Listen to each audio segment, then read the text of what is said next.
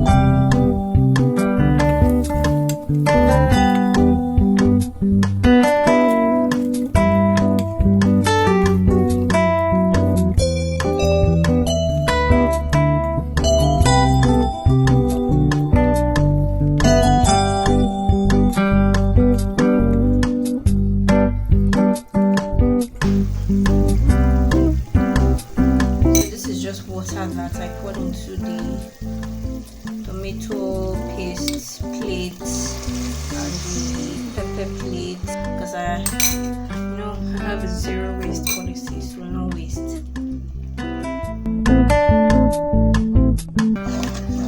So it's important that you stir so that it doesn't burn. See this nice creamy paste.